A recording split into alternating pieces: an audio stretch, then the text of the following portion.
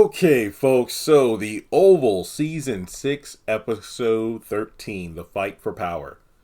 I am going to be completely biased and give this episode a score it does not deserve. I will give it a 5 out of 10 because Rachel is fine as I don't know what. But I do reduce it to a 3 because I don't like women like that who secretly drug men. Sad day.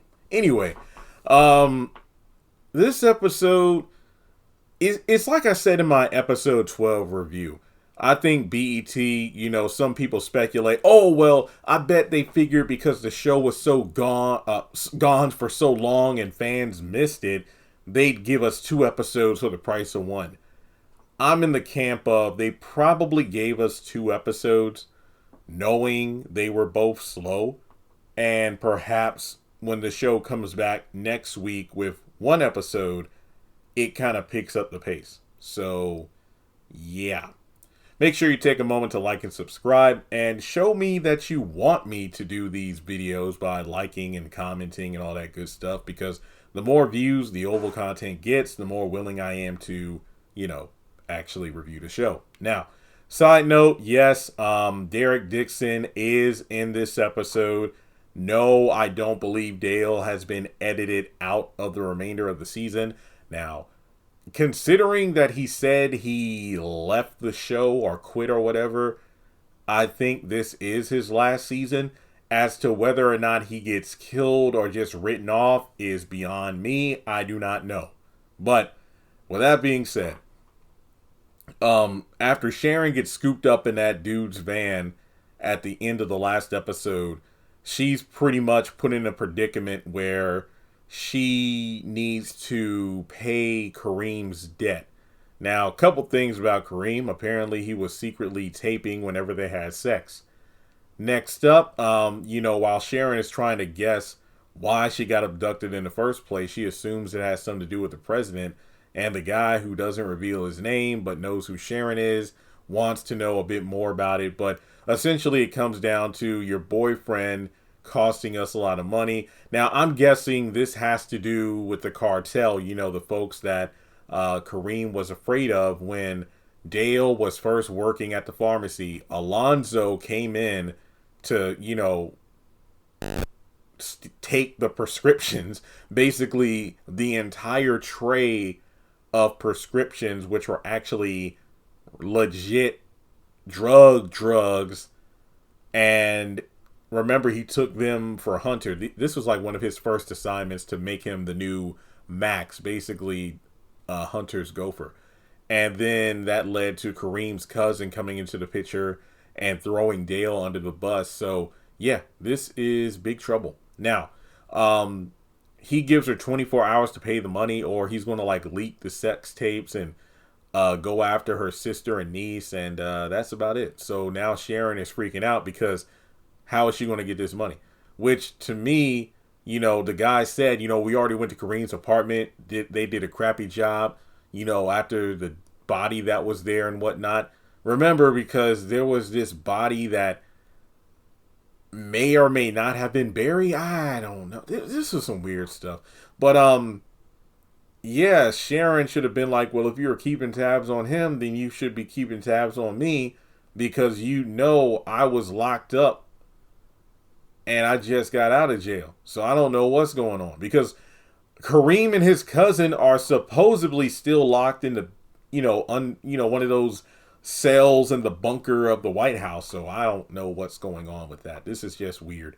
So then we go over to Agent Isaac and Hunter outside of Jason's room. In the last episode, Jason didn't want to talk to anybody. And then he slipped away through, I guess, the tunnels via an entry in his bedroom closet.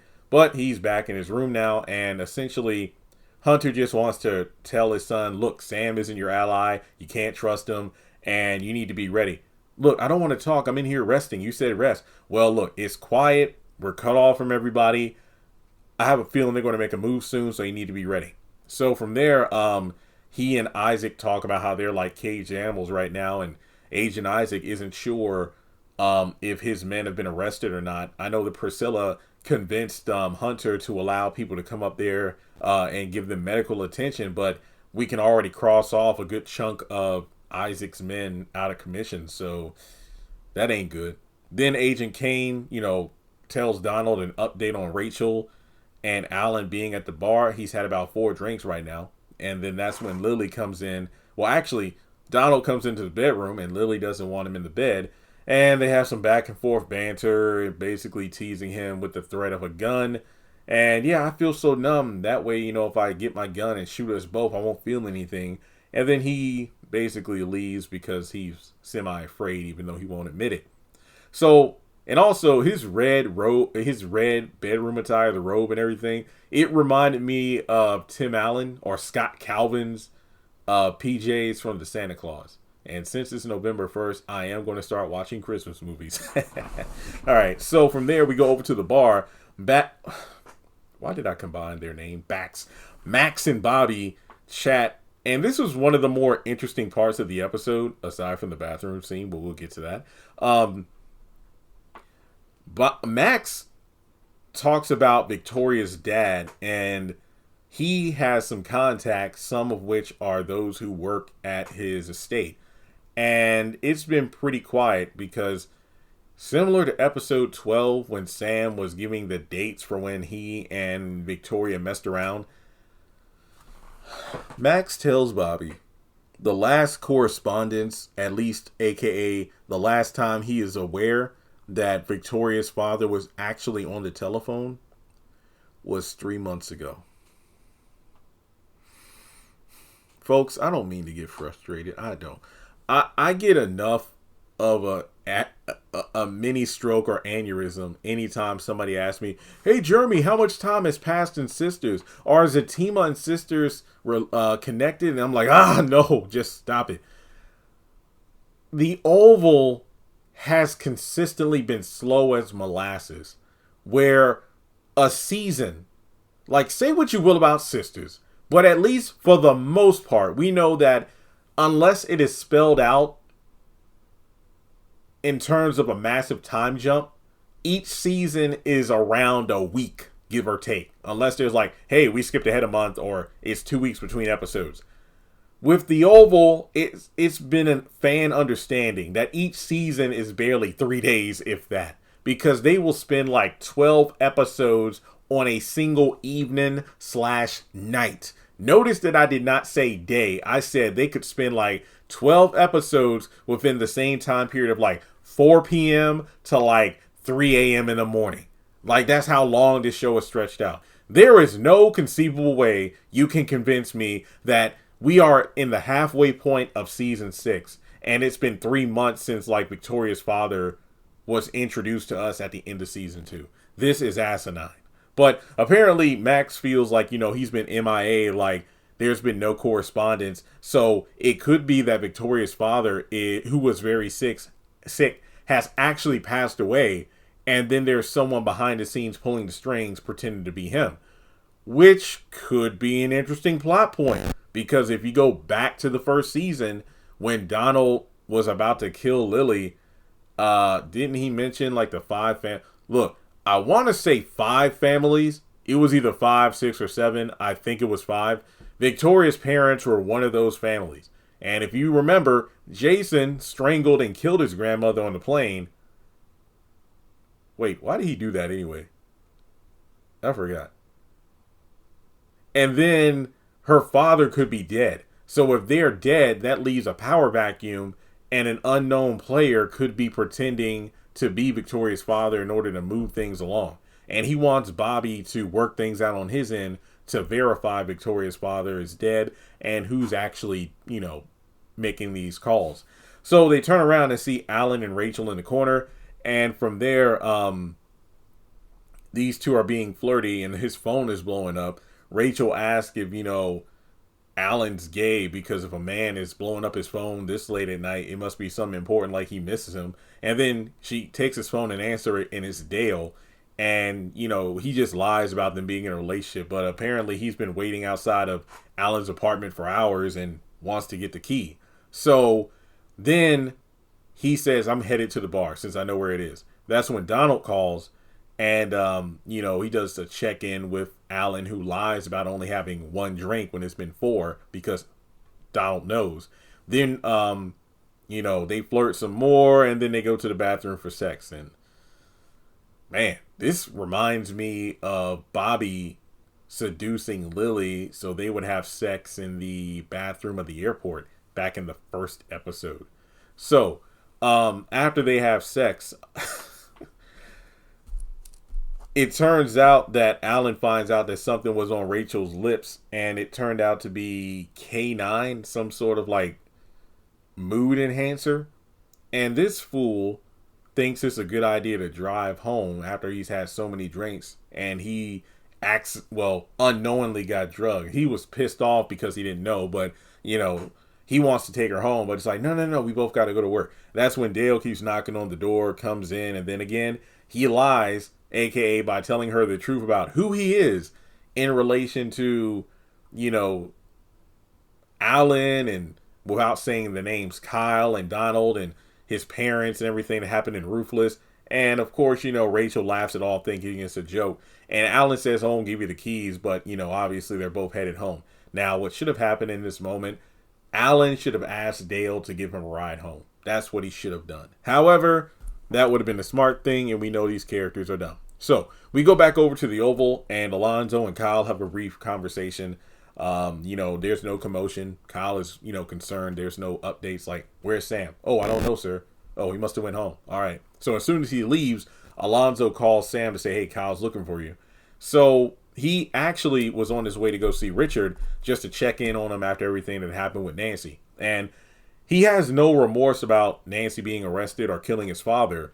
And Sam just reassures him like, look, don't worry about it. I can clean all this up. So we'll talk about it in the morning.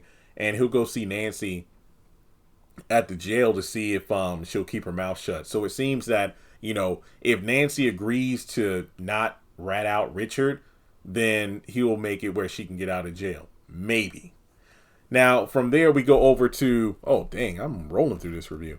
Okay, we go over to Kyle calling Donald, and Donald feels that Eli is their new ally, which Kyle doesn't trust it. But he's like, oh, no, he's big, dumb, and handsome, and he can be our puppet. So it makes me wonder if Donald could be tied to the whole, he knows Victoria's father's dead, so he could be the puppet master. I don't know. But from there, they do some taunting and flirting. Folks, look, I'm not homophobic, but I really don't care for the Donald and Kyle thing. So if I just skim over in the episodes, I'm not trying to half-ass it. It's just that I don't care. I just don't. So he mentions how he has Allen insurance, which does imply that Rachel was a plant. Which again, Allen should have known this, considering Kyle literally told him that morning, hey, I let this woman through on purpose to see if you're alert. Dude, what's happening here? So he's driving, and it's like, hey, Kyle, I want you on the line so you can hear and see this. And it's like, wait, what? So he's on the phone with Rachel, and it gets a bit hot. It's like, ooh, you mind if I touch myself as you tell me how much you miss me or how good I was? Yeah. This guy drops his phone. That is fine. You drop your phone, you drop your phone. But he decides, I'm going to bend down and get it while driving. He's not at a traffic light. He's not at a place where it's like, oh, okay, there's nobody behind me. There's literally no traffic. Let me stop my car for a moment, bend over, get the phone. No, he literally drops the phone, and while driving, he reaches down, looks down. Next thing you know, he done, boop, hit a woman. Probably killed her. And that's the end of the episode. Which makes me wonder, was this entire thing orchestrated by Donald? Because it's like,